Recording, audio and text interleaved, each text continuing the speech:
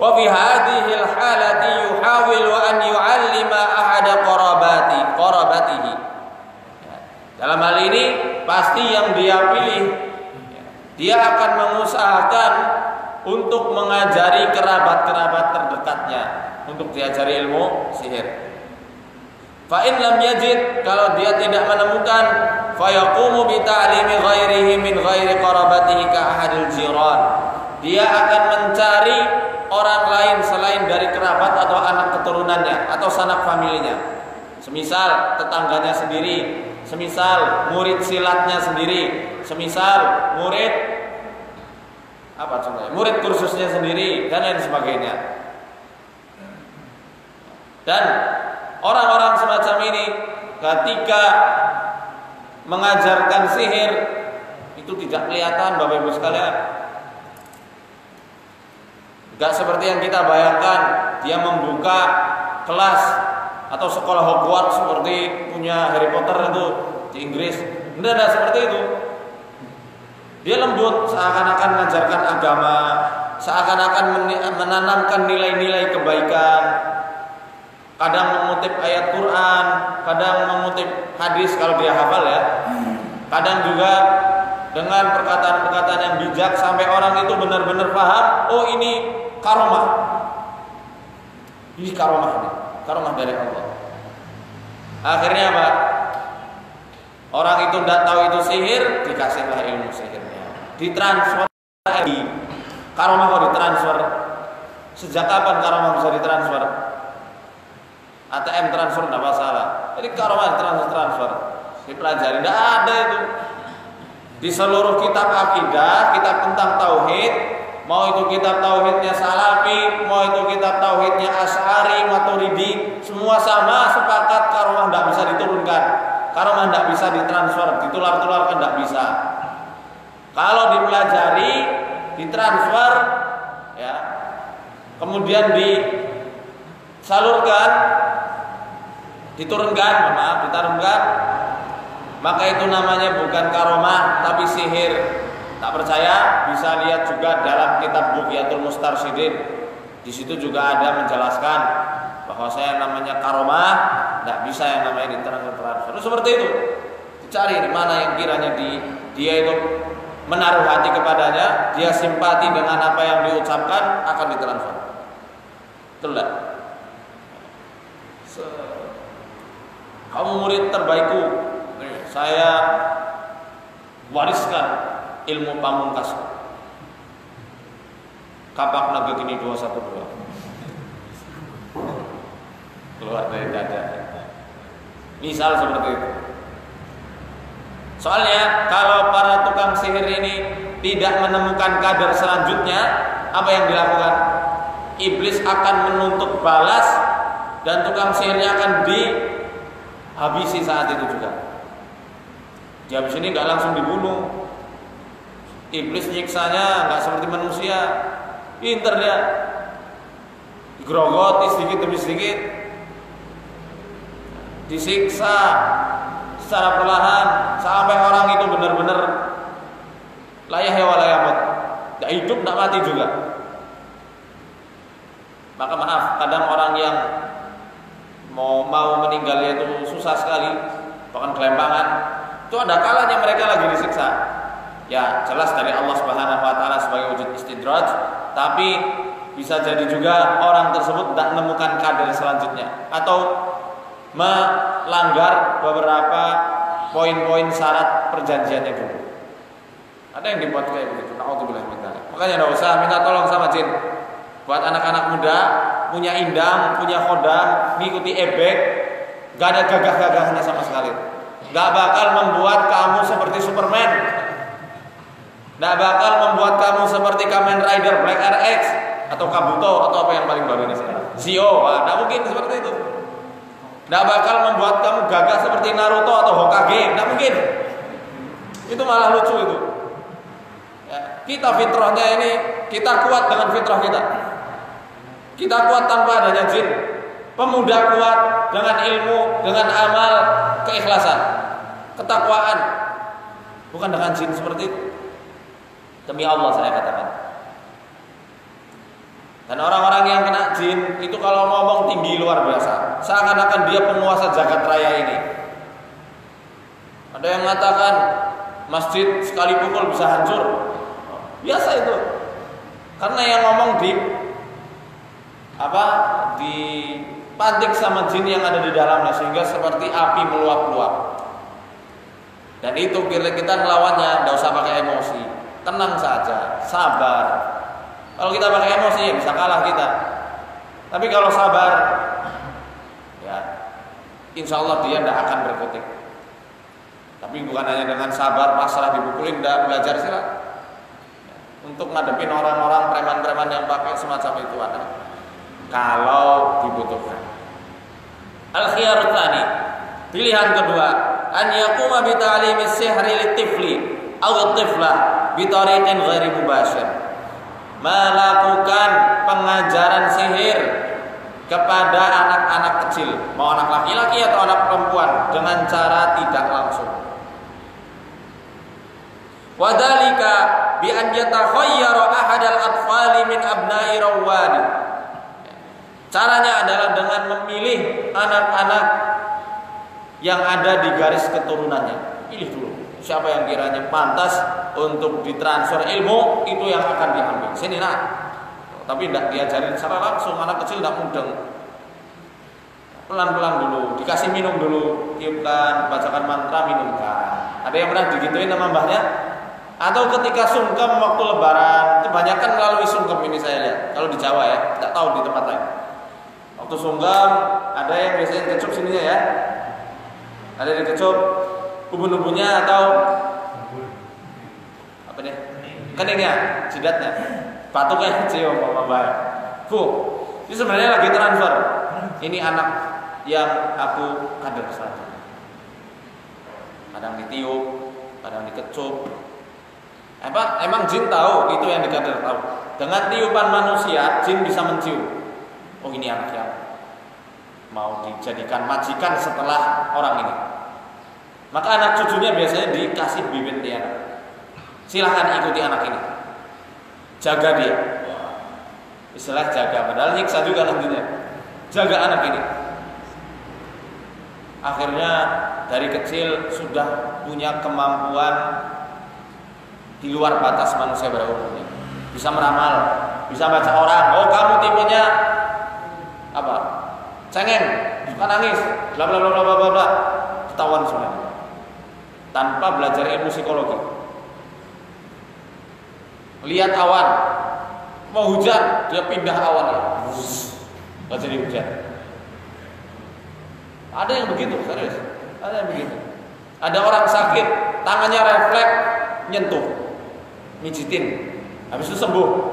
Kanker hilang, tumor hilang. Pernah lihat yang kayak begitu? Pernah dengar? Itu talbis, hati-hati. Anak kecil sudah seperti itu, ada yang ngikutin. Ya, hati-hati. Bahaya. Ini tifal biasa anak kecil. Ya. Ya. Nah ini auli ma'rifati mafqud.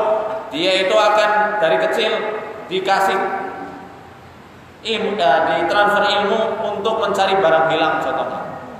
Ada barang hilang, tanya ke anak kecil, "Dek, ini barang di mana?" "Oh, di sana, Pak." Ternyata betul.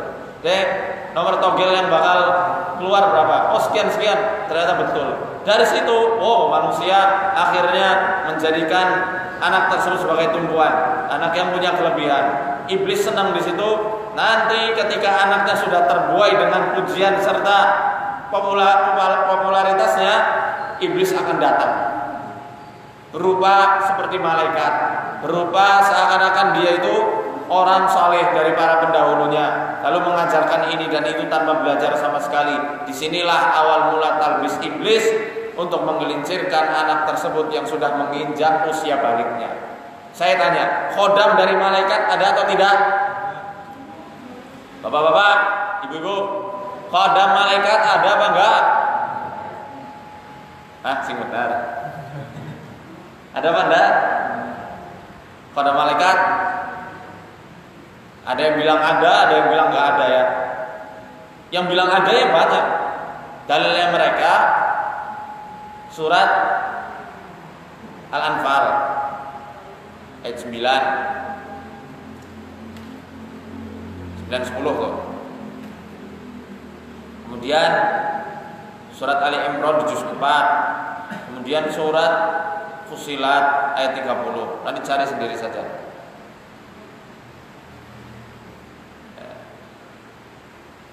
Katanya itu adalah malaikat yang menolong, khodam malaikat yang menolong Nabi ketika perang Badar. Padahal itu bukan khodam. Khodam itu artinya apa? Pembantu. Pembantu tapi yang sudah mengikat prinsipnya. Itu khodam. Mengikat dengan ritual-ritual khusus, sudah ada hubungan perjanjian, mengikat dengan hubungan darah anak keturunannya. Ya. Dan ada yang namanya pengorbanan, itu khodam. Kalau korin dari malaikat ada, tapi khodam dari bangsa malaikat tidak ada. Apapun alasannya akan terbantahkan dengan satu ayat dalam surat Maryam ayat 64. Di situ Rasul Shallallahu Alaihi Wasallam mengatakan ketika Rasul Shallallahu Alaihi Wasallam sangat rindu kepada Jibril. Rasul tanya sama Jibril, ya Jibril, ma mana'aka alla tazuruna aktsar mimma tazuruna? Apa yang membuatmu wahai Jibril tidak sering-sering mengunjungi kami seperti kunjunganmu sebelumnya? Jibril menjawab dengan turunnya ayat 64 surat Maryam. Wa ma natanazzalu illa bi amri rabbika Muhammad. Ya. Dan tidaklah kami turun kepadamu wahai Muhammad kecuali atas perintah dari Tuhanmu. Rasul sang pemilik syafaatul udma, syafaat paling agung di hari kiamat, dijamin surganya, maksum dari segala dosa-dosa besar maupun kecil. Ya. Penghulu dari setiap nabi dan rasul, umat yang paling banyak masuk surga itu aja tidak punya hak dan tidak punya wewenang ngatur jadwal kedatangan Jibril. Kita siapa? Ngaku-ngaku punya khodam malaikat. Kita bukan siapa-siapa. Tidak bisa kita ngatur-ngatur malaikat suruh datang ke sini, suruh ngatur barang dagangannya di pasar atau yang lainnya. Tidak semudah dan tidak serendah itu yang namanya. Ini hati-hati ya. Tiba-tiba anak yang biasanya dijadikan tumbal juga banyak ragamnya. Ada tiba-tiba khusus yang biasanya itu dipilih sama tukang sihir. Oh ini anak cocoknya untuk kader selanjutnya. Itu punya watak-watak khusus, watak bawaan yang biasanya dia akan kader. Pertama, saya secara umum aja ya, dan secara khusus, secara umum aja karena pembahasan ini terlalu detail dan terlalu khusus. Tapi saya spesialkan untuk antum yang hadir di majelis ini dan yang menyimak kajian streamingnya. Pertama, punya watak keras. Watak keras mau menang sendiri. Senang itu sih. Dua, punya pembawaan terlalu sensitif, melankolis, nangisan ya. Ini nanti bisa dicek sendiri. Oh iya ternyata benar. Tadi keras, melankolis, terlalu sensitif. Ketiga, secara umum anak yang punya daya kecerdasan melebihi dari saudara-saudara yang lain.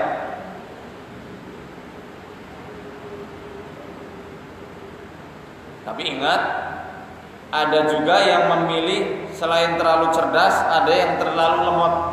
Itu akan dipilih. Wah, terlalu lemot apa ya? Susah pahamnya. Kalau dalam kitab ini dikatakan yang terlalu susah dalam memahami suatu perkara atau suatu pelajaran, itu yang bakal dipilih. Jadi bisa dua jalan ya. Ada yang terlalu pintar, ada yang terlalu kurang pintar. Ada yang terlalu kurang pintar.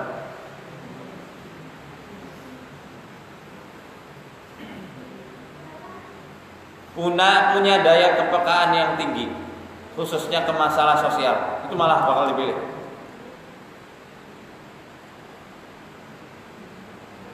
Ada yang seperti itu. Ya. Untuk apa? Untuk nantinya dikadar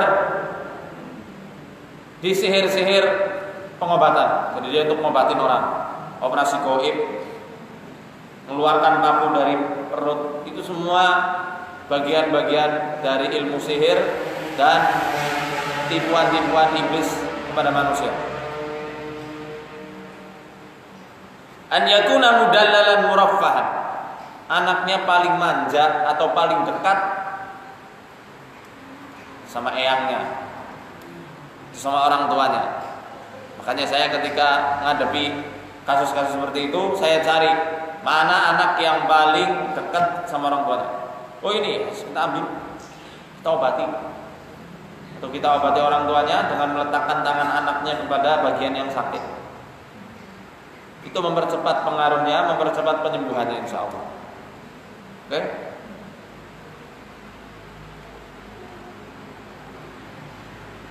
An yakuna min baitin ba'id 'anid din. Dicari anak yang lahir ya, dari lingkungan yang jauh dari nilai-nilai agama, nilai-nilai ketauhidan. Itu yang akan dicari. Dicari dulu mana yang orang tuanya kurang dalam membekali agamanya, maka itu anak yang akan dicari. Maka ada heran, terkadang ada seseorang yang ketika hijrah masuk ke dalam berusaha setia di dalam sunnahnya Nabi Shallallahu Alaihi Wasallam, kemudian apa? Kemudian malah dimusuhi, betul-betul dimusuhi sama salah seorang keluarganya, sampai disapa pun tidak. Tenang saja, itu bukan manusia, itu setan. Itu setan yang sedang hendak memecah belah keluarga tersebut melalui orang yang jauh dari agama, melalui orang yang tidak suka dengan kejayaan Islam. Nah, ini diantara tipe anak-anak yang bakal dipilih. Ya, itu. Saya rasa ini dulu pembahasan masalah kurban. Sebenarnya masih banyak ya pembahasan masalah kurban, masalah tumbal. Tapi kalau saya bahas tuntaskan hari ini tidak seru. Insya Allah ini adalah muqaddimah. Saat kita bahas kitab As-Sarimul Battar akan banyak membahas masalah kurban, masalah tumbal, masalah jin turunan.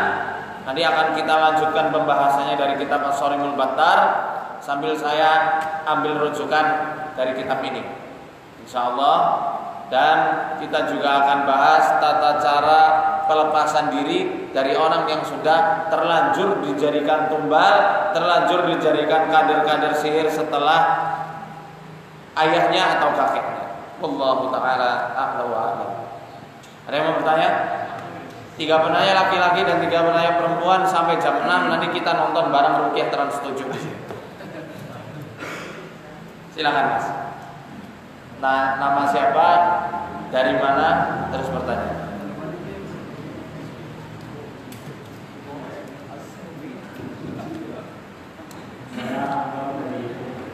Berbalikan. Gemong. Ini.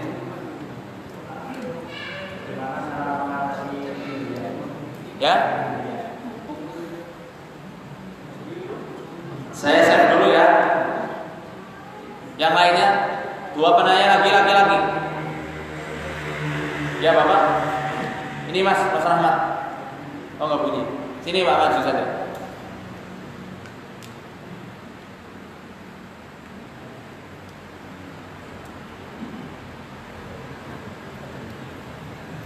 Nama siapa, dari mana, langsung bertanya.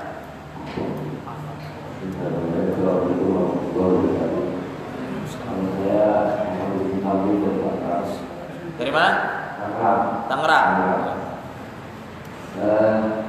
Pada pertanyaan saya pernah tidur, Allah bermimpi di atas saya ini ada makhluk, tapi pada saat saya buka mata nggak ada.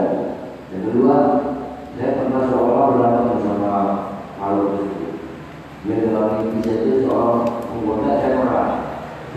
Makhluknya berbentuk apa, Pak? Ya. Makhluknya bentuknya apa, Pak Wali? Nggak tahu, dia berupa ular atau bukan, kayak manusia gitu. Iya. Jadi saya kejar dia, saya kejar, saya bantu gitu, orang dalam mimpi saya itu. Terus yang ketiga, saya kalau di rumah saya itu, kamar saya, saya sakit gitu, sakit perut, tapi sekarang sakit perut, tapi kalau di rumah saya nggak sehat. Sakit perut, kembung rasanya kembung atau bagaimana? Kembung sakit, pedes perutnya, pedes juga. Nah itu juga pertanyaan bahwa saya mau tanya dulu. Kakinya kayak ketusuk-tusuk jarum enggak rasanya? Iya. Sering semutan? Sering, iya, semutan sekali. Oh, baik. Lanjut dulu. Satu lagi, ya Masnya.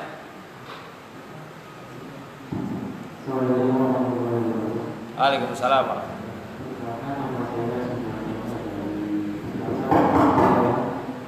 Ya.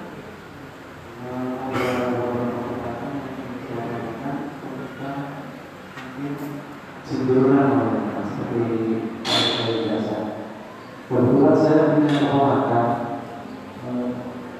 yang saya jadi adalah misalnya orang yang anak yang mengalami, kalau bahasa dokter itu hiperaktif itu memang keturunan dari kesehatan yang tidak normal atau memang ada gangguan-gangguan jin yang masuk di tubuhnya, karena dan tetangga yang ada orang yang mengetahui kalau anak tersebut ada jin yang ada di tubuhnya sehingga dia mengalami hiperaktif.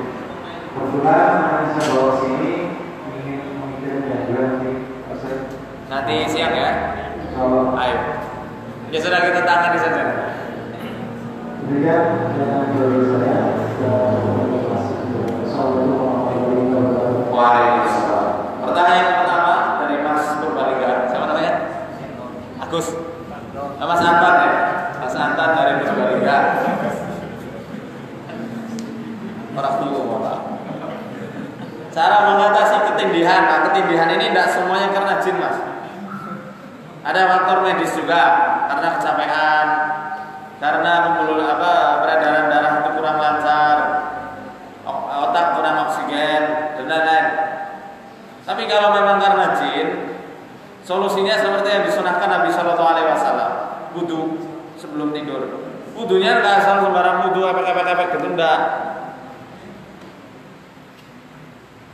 Agak ditekan di sela-selanya, ya.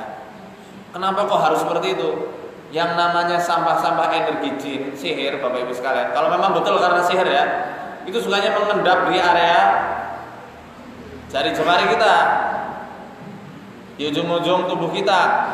Maka tidak heran kalau orang yang kena ain, kena sihir, kena jin, kebanyakan jari jemarinya selalu merasakan dingin. Dan kalau kita pegang dingin terus. Ya enggak? Oh yang kena. Betul Mas? Seringnya dingin. Makanya diginikan kalau wudu. Ini kepikiran, ya, di bonus untuk kantor yang ada.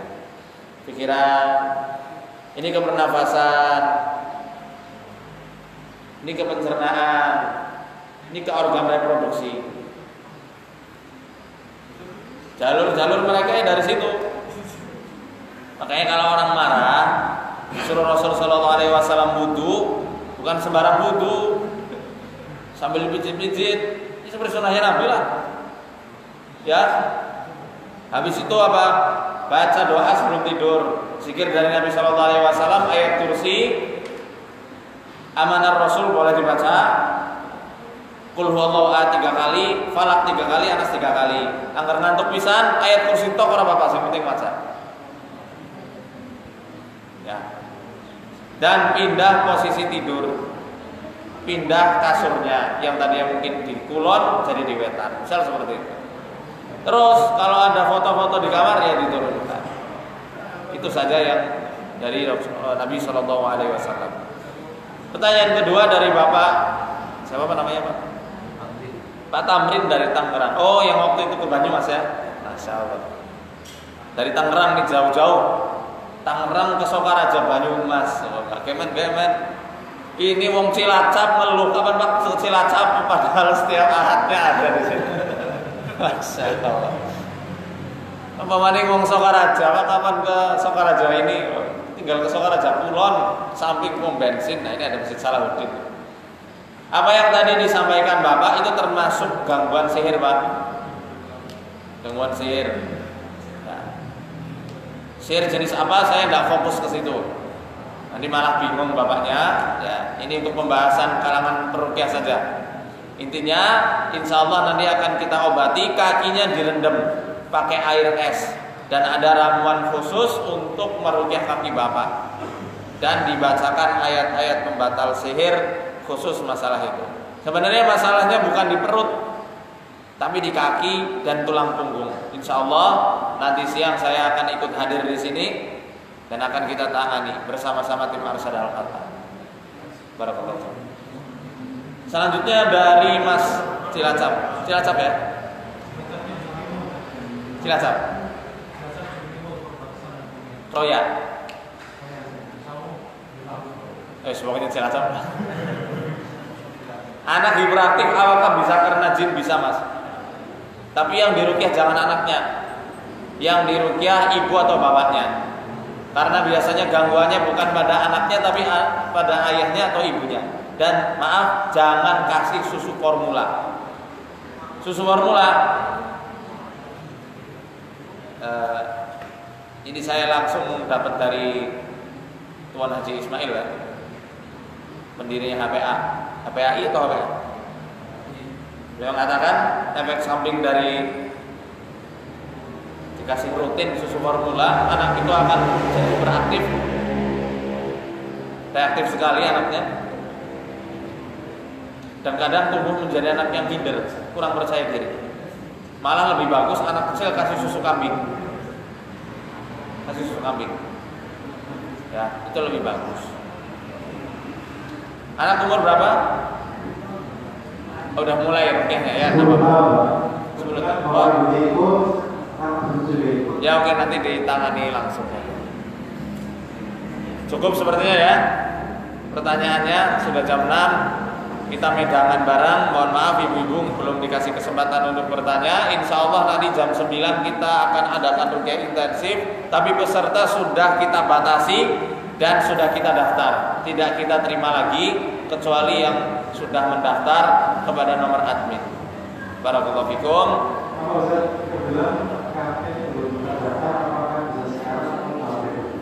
Nanti tanya sama itu korwilnya. Itu Mas Rahmat. Ya, terima kasih banyak. Semoga apa yang kita belajar ini dijadikan ilmu yang bermanfaat oleh Allah Subhanahu wa taala. Bermanfaat hingga menuntun kita untuk masuk ke surga Allah Subhanahu wa taala bersama-sama. Amin amin ya rabbal alamin. Arsadani Allah wa iyyakum. Assalamualaikum warahmatullahi wabarakatuh.